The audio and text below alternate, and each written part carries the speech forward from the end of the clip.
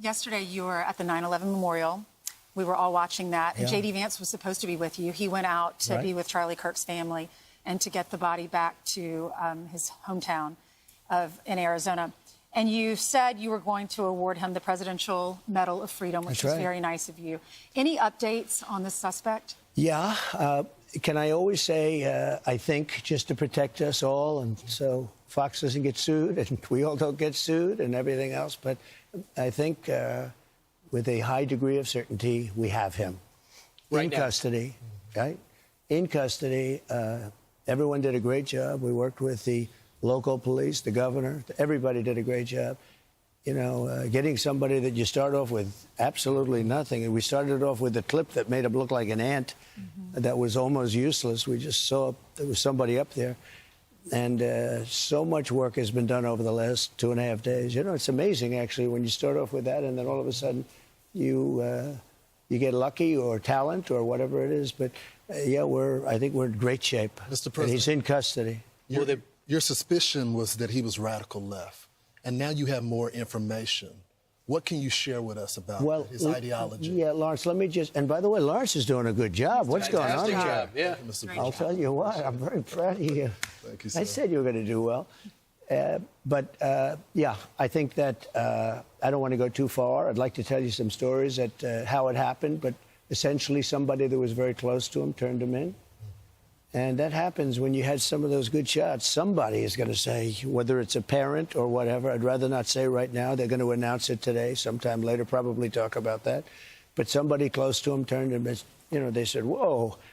It's interesting where we had very good pictures, but not great, not perfect. And when you look at it, what happened is somebody, and this happens a lot. It happened with the crazy Boston bomber. It happened with others. Somebody that's close recognizes even a little tilt of the head, which nobody else would do. And somebody that was very close to him said, that's him. And essentially went to the father, went to a U.S. Marshal, who was fantastic, by the way. And the person was involved with law enforcement, but was a person of faith, a minister.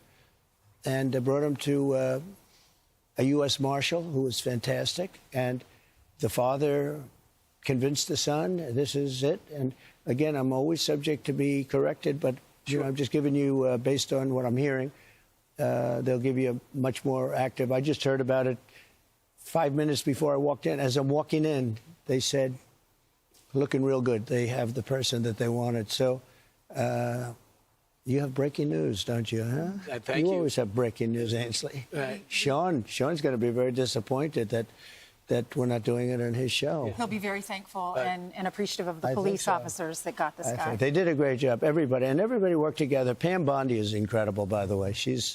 People don't know what a star she is. She's incredible.